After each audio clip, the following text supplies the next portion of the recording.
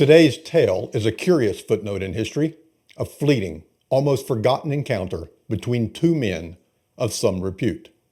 It's intriguing, ironic, and it's true. At least as true as the hazy recollections of those who lived it allow. But I must warn you, it's an insignificant historical event. Hello, I'm D.K. Wall, author of novels, short stories, and the occasional teller of unexpected tales like this one. So sit back, relax, and enjoy a twist of history that carries little impact, but is nonetheless entertaining.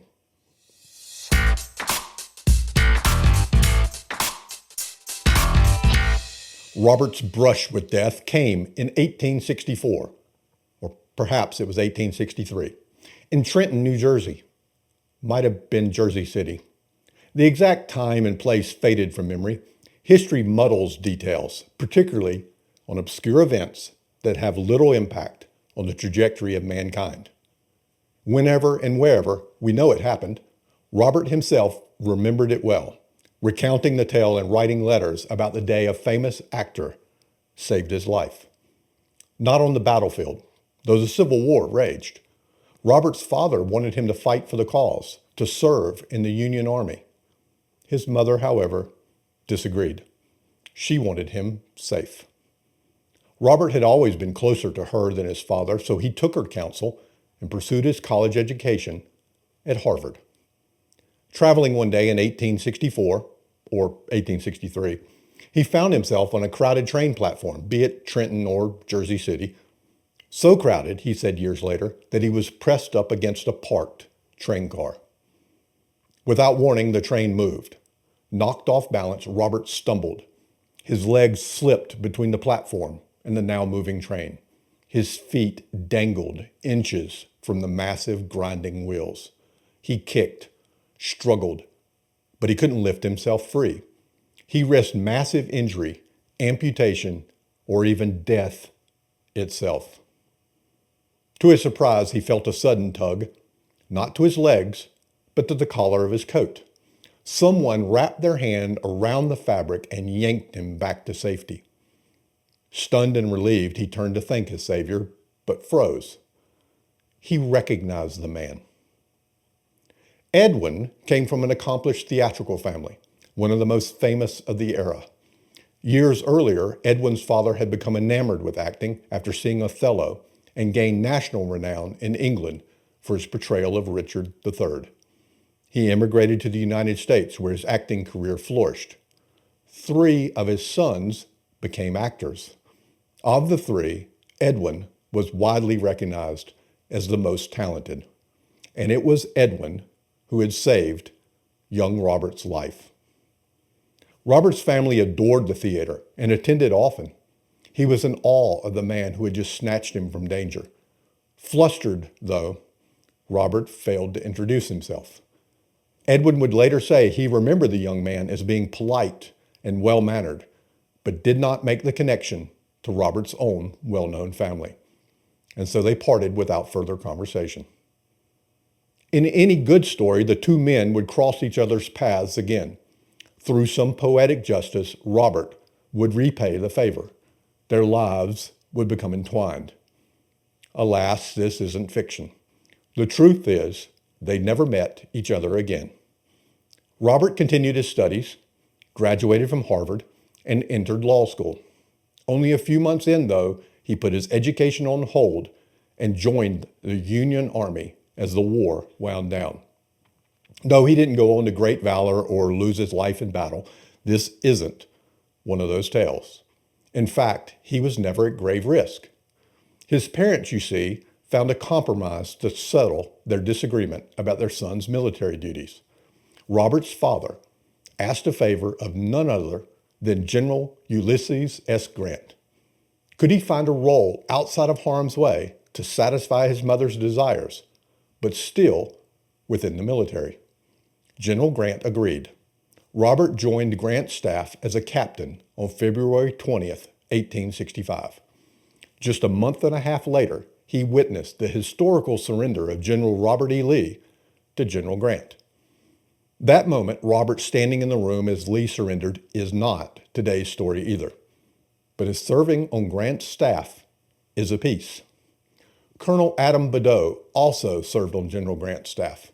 He would go on, after the war, to write a 3-volume biography about Grant. He also happened to be a friend of that great actor, Edwin. When he heard Robert share the tale of being saved from a train, Badeau penned a letter of thanks to Edwin. General Grant, probably at Badeau's urging, also sent a letter to Edwin. Only through those letters did Edwin realize who he had rescued. Still, it bears repeating, Robert and Edwin never encountered each other again. Now, Robert did go on to some fame. After the war ended, he left the Army, resumed his education at the University of Chicago, and became a practicing attorney in Illinois, where he helped to found the Chicago Bar Association. He made his mark in the political realm as well. He declined President Rutherford B. Hayes' offer to become Assistant Secretary of State, but took on the role of Secretary of War under President James Garfield and witnessed Garfield's assassination. He later served as a minister to England under President Benjamin Harrison. His name was bandied about for various political offices, including the presidency, but Robert never mounted a campaign. Instead, he turned to the business world. He became the general counsel of the Pullman Company, the famous train car manufacturer. When George Pullman died, Robert became the company's president. As for Edwin, after the Civil War ended, he continued his stellar theatrical career, known for his portrayals of Othello and Hamlet. He eclipsed his father's fame and became known as the greatest Shakespearean actor in the United States in the 1800s. Now, this would just be a tale of a brief encounter between two famous men, not even a footnote in the annals of history, without yet another event that neither participated in. Their names would probably be largely forgotten. About a year after Edwin saved Robert, another encounter between an actor and a political figure occurred. This event was much darker and impactful and changed history in dramatic fashion. On April 14th, 1865, actor John Wilkes Booth entered the Ford Theater and assassinated President Abraham Lincoln during a performance of Our American Cousin. No, Edwin was not at the Ford Theater that night. He wasn't even in Washington. It wasn't until the next morning that the dreadful news reached Edwin in New York City. Like many families of that era, the war had divided Edwin's siblings, even the acting brothers. Edwin and his older brother appeared on stage together often, but they had only appeared on stage with their younger brother once, a production of Julius Caesar.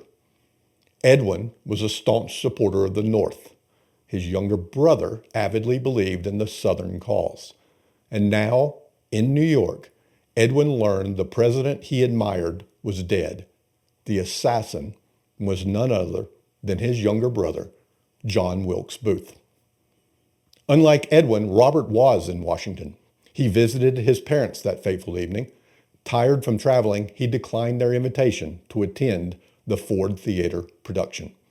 That decision haunted him for the rest of his life. If Robert had attended, as the youngest member of the party, custom would have had him seated in the back row of the box with his family. Maybe, he always wondered, he would have seen the door open, seen John Wilkes Booth enter with his pistol. Maybe he could have saved his father's life. Instead, Robert Todd Lincoln stayed in the White House. Thus my tale for you today. A simple moment in history when a famous actor, Edwin Booth, saved the life of the president's son, Robert Todd Lincoln.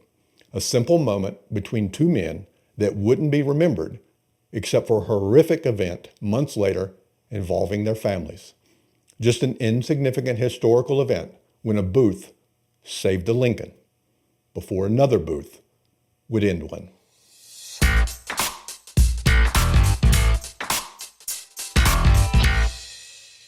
I hope you enjoyed today's musing, an insignificant historical event. If you did, please like, subscribe, and share. It helps others discover these stories. I'm truly grateful for your support. Curious for more? Visit my website at dkwall.com to explore my novels. You can read the opening chapters for free. While there, browse my collection of musings, some thoughtful, some humorous. I can't promise they are all as truthful as this one. I do, after all, tell stories for a living. And now I'd love to hear from you. Did you enjoy today's story? Leave a comment or send a message. I always enjoy the conversation. Until next time, happy reading.